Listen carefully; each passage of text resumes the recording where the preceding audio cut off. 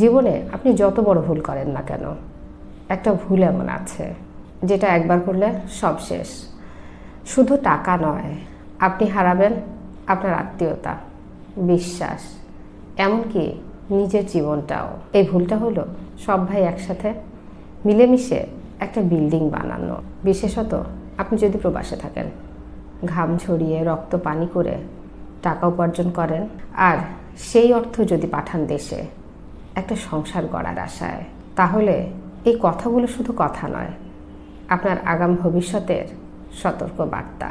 এই দেশে এমন শত শত গল্প ঘুরে বেড়ায় যেখানে বাবা মা চোখে জল ফেলে যে ভাইয়েরা একসাথে থাকলে তারা শান্তিতে থাকবে। এই মধুর স্বপ্ন একদিন গিয়ে থেমে যায় আদালতের বারান্দায়, ফাইলের পৃষ্ঠায়, অথবা একটা তালাবদ্ধ রুমের সামনে।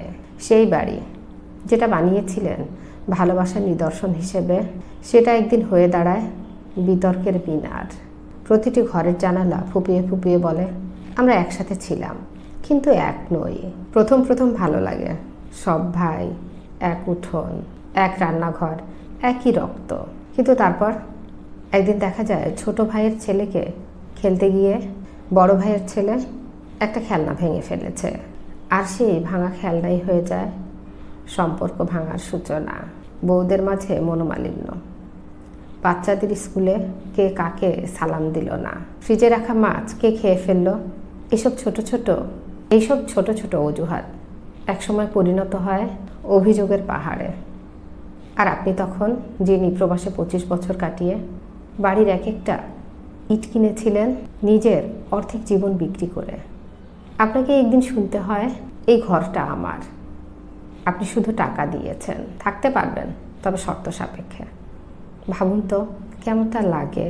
আর সবচেয়ে ভয়ানক ভুলটা হয় তখন, যখন পরিবারের সবচেয়ে কষ্ট করা ছেলেটার টাকায় অন্য ভাইকে বাড়িতে জায়গা করে দেয়া হয়। কেউ বলে, তুই তো বিদেশে থাকিস, তোর দরকার কি?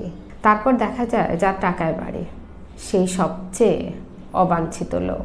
শুরু হয় দেয়াল ভাঙাভাঙির হিসেব। এই বাথরুমটা কার জায়গায় পড়েছে, এই ছাদের উপরে কার পানির ট্যাঙ্কি, এই সিঁড়িটা কে ব্যবহার করবে? একদিন হয়তো যে ভাই আপনি যাকে জড়িয়ে স্কুলে যেতেন, যার সাথে ছাদে শুয়ে তারা গুনতেন, সেই ভাই এক নোটিশ পাঠিয়ে আপনাকে কোর্টে ডেকে পাঠায়। হ্যাঁ, এটাই বাস্তবতা। ভাই হারানো যায় না, কিন্তু ভুল সিদ্ধান্তে ভাইয়ের মুখ হারিয়ে যায়। বলছে ভালোবাসুন, পাশে থাকুন, কিন্তু এক ছাদের নিচে নয়। আলাদা থাকলে ভাইয়ের প্রতি সম্মান থাকে, দূরত্বে সৌন্দর্য থাকে। একসাথে থাকলে সেই সম্পর্ক একদিন দেয়ালে ধাক্কা খেয়ে চূর্ণ বিচূর্ণ হয়ে যায়। আপনার কষ্টের টাকা দিয়ে নিজের ঘর করুন, নিজের সংসার সাজান, ভাইদের ভালোবাসুন, ঈদে বাড়িতে যান, খোঁজ রাখুন, কাঁধে হাত রাখুন।